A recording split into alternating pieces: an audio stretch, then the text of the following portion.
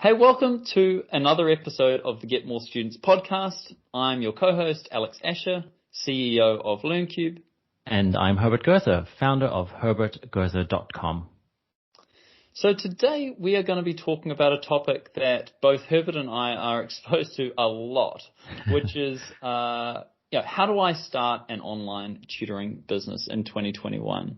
So we know that this is going to date us a little bit, but what it takes to start up an online tutoring business this year compared to last year or the year before in particular is quite a different story. And because it comes up so often, we thought that this would make a great topic and a great conversation. So just to provide some context as well, so I run a business called LearnCube, and we specialize in a professional virtual classroom software and online school solution for tutoring and language companies. So we are, often approached by tutoring and language businesses for that particular purpose.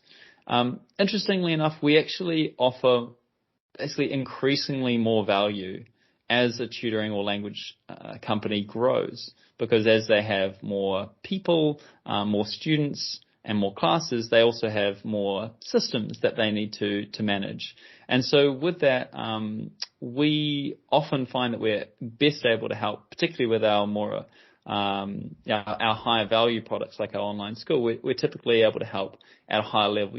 When a tutor has more than say five tutors or 5 tutors working on their behalf, and likewise the language school with sort of 5 or more teachers. And so with that, we're really exposed to what tutoring businesses make it and which language and tutoring businesses don't. And we really want to help those that are starting out to really know what they're getting themselves into and how to really set themselves up for success. So I know that you're on a similar kind of level here, Herbert. Tell us about your experience. I mean, it's very similar here at the ad agency. So we run paid advertising campaigns for language schools and education businesses, and I get a lot of calls booked in from startups and kind of teacherpreneurs, so to say, wanting to promote their relatively new online teaching business. And my advice is always to them to create solid foundations first. So to get their offer, intact, their website up to scratch. They should have already invested some time and effort into creating their online and social media presence before investing, thousands of dollars into paid advertising to acquire more students. So that's also the reason why we work more with established education businesses to scale further. And that's also why we wanted to create this podcast specifically for those that are starting out, so that they know kind of how to begin and how to think about starting. Because again, It's just such a common question. So where to begin? So starting with timing, actually. So one of the key things that we wanted to answer on, how to start is also possibly, when to start your online tutoring business. And I think the way to answer that is going to be going through the questions that we're sort of going to be talking through each one. When's the right time is going to depend, on a number of factors personal to you, including, what stage of business you have. But, who do you serve? Why do you do what you do? Maybe kind of think about when not to start or when to kind of wait to kind of find the right reasons. How are you going to deliver? So there's a bunch of ideas that we're going to talk about today. But to begin with, let's talk about, why do you want to start an online tutoring business in the first place? It's a big question, but a lot of people don't answer particularly well, but it's so critical, right, Herbert? Absolutely. Everyone's online these days. And obviously the market for online tutoring services has grown exponentially. So I think a lot of people see that there's an opportunity there. A lot of people want that freedom and flexibility that comes with owning their own business or running their own, tutoring enterprise. So yeah, I mean, there are a lot of shiny objects there that would point towards, going for it and starting your own online tutoring company. Yeah. So I guess one of the things that's changed, and this is why we're really kind of trying to hone in on this idea that in a post-COVID world, there's a different market environment. And it means that you have to get one thing really right before you even consider kind of growing your business, which is, who do you serve? Because every single thing, every single decision after that comes from that answer. We've actually answered this in a previous episode 3, which is how to choose a niche on the Get More Students podcast. But it's just fundamental, right, Herbert? Absolutely. If you don't have a niche, you're going to basically shoot in the dark, and really defining who you serve, who you teach, who you're going to target, it makes everything else down the line much easier. So whether or not you're going to tutor specific ages, maybe just kids, which particular area or subject of tutoring, as well as, if you know your niche and have a well-defined niche, you can usually charge more being a specialist rather than a generalist who, tutors everything. Yeah, and I think more than that, I think, how do you start an online tutoring business in today's age? I think it's very difficult to start a general online tutoring business. Oh, absolutely. So with that in mind, and knowing that you have to have that niche, you really then want to, answer this next question. Is why do you want to serve that group of people, of those individuals? Because I think without a really strong why, then again, that sort of goes into your story, that goes into your, eventually into your marketing, into every other part of your service, really. So again, we've talked about why choosing a niche is so important, but it's really critical for your storytelling. And one way to start thinking about, how do you start that online tutoring business is being very clear on your vision, your mission, and your values. So I think it is really helpful for you to have this really defined and written down somewhere, because we're going to talk about, reasons why to start and why not to start a business, but it's going to get hard at one point in time, and you're going to need to have a really clear understanding of why you're doing what you're doing. I also think you always have to look back on your vision, mission, and values when things get tough, when maybe you've had to make a decision that was maybe a bit out of line, and then going back to what your North Star is, and kind of reconfiguring so that you are heading in the right direction. Yeah, exactly right. So particularly the vision and mission are really helpful ways of defining your North Star. So that vision is really relating to that change you're wanting to see in the world. So what's that?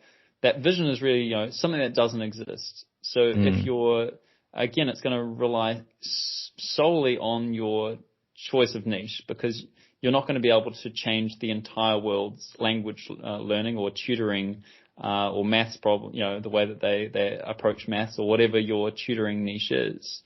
But you can change one part of that, and that's where that vision comes in. So what is that contribution you want to deliver? Yeah. Is there any other way that you talk about a vision, and how to come up with a strong vision, Herbert? Yeah, I mean, looking at it, just solving a problem. So maybe within the realm of maths tutoring, there is still this kind of niggling problem that pupils, students have when it comes to learning a particular way or learning a particular style, and you kind of want to flip that around and make it easier for all parties involved. So definitely focusing on some specific problem can definitely help you with the vision. Yeah. I mean, again, going back to that, again, why choosing your niche is so important, you can't come up with that vision in a strong enough way without having a really clear picture of that. I'm just thinking in the math tuition sort of space, helping kids learn, math, better. It's a pretty weak vision. but if you were really kind of focusing on, I don't know, like even a cultural group that were in, we've often talked about even looking at your strengths in a cultural setting to be able to find a niche. So it might be, kids from, certainly in London, there are a lot of people from, say, the Caribbean, and they have maybe some really interesting cultural values and stories and stuff that they find really fascinating. And if you can kind of combine that and dovetail that with math tutoring for that particular niche, that's going to be fantastic. Whereas, and it's going to really set you apart, and then you can have a really strong vision about what these kids that maybe have a Caribbean background are going to be able to do with that newfound confidence and understanding of math. I mean, that's just maybe a small example, maybe hyper niche, but it does get you onto the idea of what that vision could look like and how a contribution could look like, rather than trying to serve every single person. Right. On the mission side, this is really not just the vision you want to see in the world, but how does your business solve or work towards that vision? Why does your business really exist? What's its purpose? Again, Herbert, do you have any ideas on how somebody could really decide on that mission, that North Star? So, I mean, in this learning space, continuous improvement and learning, whether that be always trying to find the best method or techniques or ways of learning. I mean, that can be, your mission to always be at the forefront of learning. That can be one way of seeing it. I mean, for example, what would LearnCube's mission statement be, if you are able to share it? Yeah, absolutely. So we keep that very much at our forefront. So our mission, so why we exist, is to improve the quality of online tuition and language training. So that's kind of why we exist. And so everything that we do is to try and fit that purpose. Great. So with that in mind, your vision being the thing you'd like to create in the world, your business mission being what your company's role in delivering on that vision is. Also then think about the values. What are the values that are important to you? So for LearnCube, particularly inside of our team, we're all about collaboration, about innovation, about being world class. So those are just some of our values. What are the values that are critical to building your business?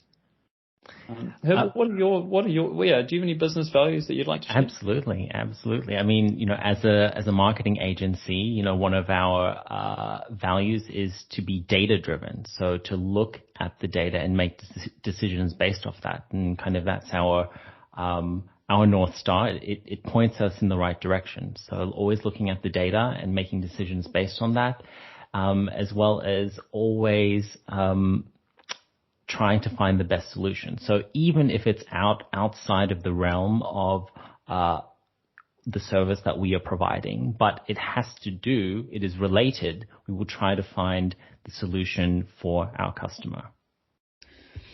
So what are so those are some, I think, some strong ways to think about why to start your online tutoring business. What are some reasons not to start an online tutoring business, Herbert? Probably the number one is money. Looking at it as a get-rich-quick scheme, which it definitely isn't. And I think probably most people would tell you that you shouldn't, at least in the first instance, do it because of the money. Definitely. I would like to think that most tutors do it for their love of teaching, for the love of helping students go further with their lives. So that's the number one thing. Makes sense. I think one of the other reasons not to do it is this idea of grass is greener. So there are some really accomplished, great tutors and teachers. They do a fantastic role. They actually really enjoy the teaching. That's the thing they love the most. But they get kind of caught out and trapped by this idea of the grass is always greener. So if they had their own business, wouldn't my lifestyle be so much better? And often it won't be, certainly not in the initial stages. I think the lifestyle would be far worse, because you are now trying to build something bigger than yourself. Like you're not just trying to fill your day worth of teaching. You're trying to fill other tutors' days full of meaningful teaching and tutoring. So Absolutely. That can, I think that can really cause some problems, because if a tutor's really good at tutoring, that doesn't mean you're going to be a great business owner. And I say that with respect, but just simply for the same reason why a lot of people that love cooking at home shouldn't start a restaurant. It really changes when it's your business and your profession to kind of, in this case, it's not just to teach more, it's to build an online tutoring business. Yeah, and the systems and processes involved in that of recruiting other teachers and retaining them, the administrative side, the financial side of things, the marketing. There's a lot on your plate, and not just teaching. And that's why knowing why you're going to do something is so important, because why would you start a business if you were going to make your life a lot harder?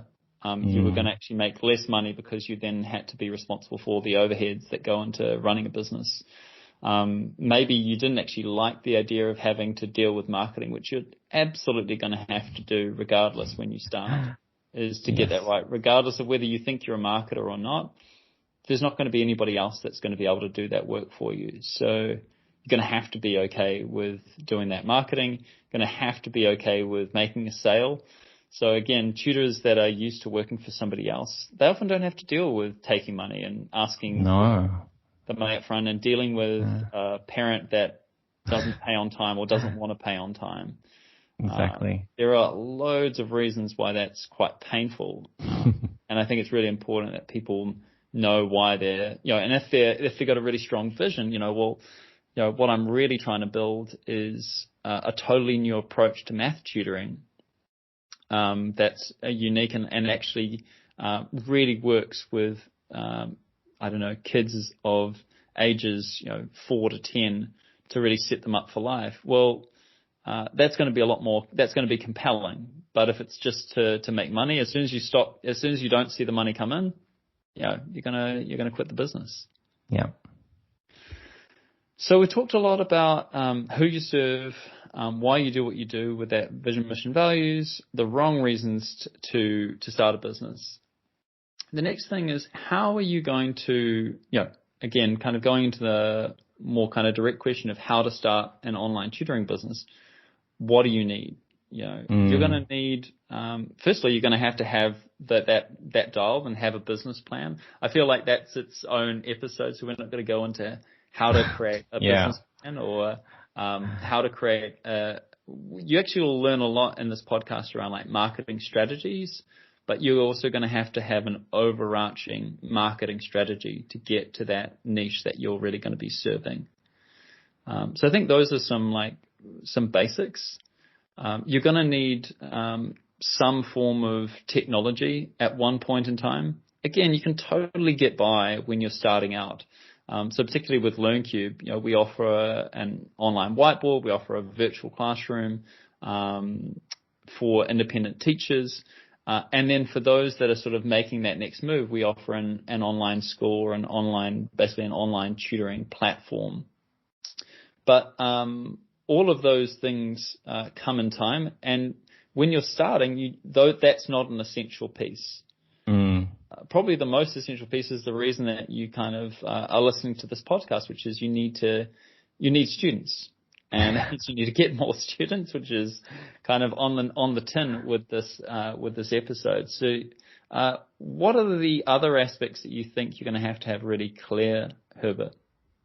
Well, you really need to flesh out your offer and how you're actually going to, facilitate reaching your goal and delivering on your mission. So is it going to take the form of private tutoring, so one-on-one tutoring, or group tutoring, or maybe a self-study course, whatever that may be. You've got to know what your offer is. And also, of course, a big pain point with a lot of tutors starting out is how to price my product. Should I go with the market? If I go niche, maybe I can charge higher. This really reflects your choice of niche. Yeah, and it's all about your positioning, right? So your pricing reflect your position in the market. That price is also going to impact depending if you're offering one-to-one, small group, much larger group, a mix of all of those will provide different anchor points. So that they're going to have different pricing implications for sure. Yeah, obviously a lot of thought and research needs to go into that. Again, having a business plan will help you with this, because then you'll have to crunch the numbers to see what what works for you in terms of margins and et cetera. But yeah, those are probably the main things that you need to cover. So technology, how you're going to deliver the actual tutoring lessons, and your offer in terms of private one-to-one group and the pricing of that. Yeah. And those systems don't have to be super dialed, actually. Like what I was saying before is you could have a generic video conferencing software like a Zoom or a Google Meet to begin with, and then once you have those students, you can use LearnCube to kind of differentiate yourself. Absolutely. But likewise, it all comes down to, can you get enough students, which is that's the fundamental. Absolutely. And you can start off scrappy. It doesn't all need to be dialed in from day one. You kind of need to test the market and to see, to get feedback from potential customers to see if they're interested in what you're offering. Yeah, and even at a base level, you need to prove that somebody's willing to pay for your services, right? So if you have no students, you have no evidence yet that you can build an online tutoring business. So number one is, can you find anyone willing to pay you money for your service? And then you can kind of build up from there, I guess. From there, yeah. Just getting the first student, I think, that's the biggest hurdle. Like going from 0 to 1, it's a huge mental barrier as well. Yeah, it goes from something that's hypothetical that could happen to something that's now real, and everything that goes with that. Likewise, do you need a website? No, not necessarily. You do need students, but you don't need a website to start a business. You might need a website to grow your business. A lot of people start with Facebook site. I actually think that something online in terms of a space where somebody can view your offer is a necessity. Like, you can't get away with not having, let's say, even easier is a lot of the time is just having a free Facebook page as the website. I've seen a lot of people that haven't got a website but have got a Facebook page and have definitely built enough students to build the start of their business. Yeah, I've seen that as well. A lot of tutors have that. Yeah. And then what else do you need to start your online tutoring business? You're going to need to have a reason for people to buy your service in terms of standing out. You're going to have a reason that somebody will choose you over somebody else. And personality is certainly one of the things that you should be really pushing on when you start, but that's not your only USP, because if you're starting a business, you're naturally thinking of, how can I build a business that's more than just me? Because at one stage you're going to want to sell that business or have somebody manage that business, either of those two options, and they can't really work. They can't do either of those two things if you're the only one that does the teaching and you're the only one that does literally every single part of the business. So yeah, I mean, it's a great way to start off with, kind of using yourself as the face of the business, so leveraging your personality, your background, your personal experiences, but then looking more into, what is my USP? How am I going to stand out from all of those other tutors and tutoring companies, whether that is personalized, customized materials, your own teaching method, a new approach to teaching something, or leveraging technology that's out there that isn't being maybe used in a certain way. Yeah, that's right. Also, I mean, we had a fantastic example. we were actually talking with somebody that had an online tutoring business, and we were kind of trying to really get, should she start, how is she going to grow her online tutoring business? And it seemed like the big thing for her was this idea of really helping disadvantaged kids in their teens, and possibly those that had had a real struggle and a challenge in integrating into their normal schooling. Yeah. And so that her vision, I guess, was a world where disadvantaged students and those that have experienced possibly even trauma have a real way of being reintegrated into society and into traditional schools. And so her mission was to help those disadvantaged children. And she had some really strong values. And because she had chosen that niche of disadvantaged students within the UK as well, it really gave her also a bit of a USP, because Definitely. then that was part of her USP was her niche itself. No one else was really going to be dealing with the way that she kind of described were more like the emotional and supportive mental health side of tutoring. And she felt that she could really deliver on that. And she was really passionate about that. And obviously had done a lot of, when you're passionate about something, you learn a lot about it. Felt like she had a lot to offer. So that was a USP that, and a way of standing out that she was going to start doing also with her storytelling and with her marketing.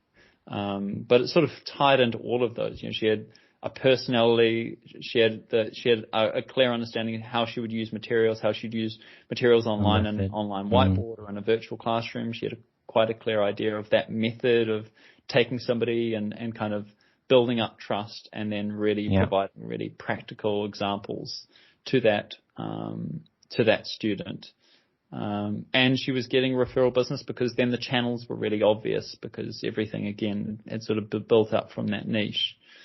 I don't know if you had any other kind of comments from that conversation, Herbert. No, I think that was a fantastic example. It just goes to show how important a clear vision is, and hers was crystal clear, very powerful and strong values, and she knows exactly who she wants to help and how she's going to go about that to kind of take a person from point A to point B through these different methods and materials, and doing that, she really kind of puts herself out there as the person to go to for this specific situation. That's exactly right. So we're going to close this particular episode. I'll just do a quick summary of what we've done today on how to start an online tutoring business in the modern era, in 2021, shall we say. But that is to be crystal clear on who you serve. Secondly is understand why you're getting into business and why you want to really help that target market with your vision, mission, and values as being, but that's going to be your scaffolding and structure and foundations for building the business. You're also going to have a clear understanding of how you're going to deliver that service and how that's going to contribute back into the reason your business actually exists. So that's thinking of things like your technology, whether it be a video conference, virtual classroom, online school system, whatever it may be.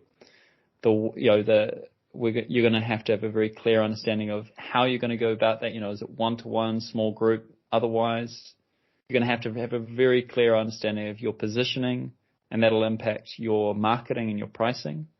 And you're going to have a very clear idea of what makes you unique in the market. And that, again, go back to our How to Choose a Niche episode 3 of the Get More Students podcast, because that'll, again, will set you in good stead. Anything I've forgotten about how to start an online tutoring business today? I don't think so. A lot of people are probably asking, hey, but how about the marketing, Alex and Herbert? How do I actually get new students? But lucky for you, we will be covering that in a future episode of the podcast. Exactly. So definitely hit the subscribe button.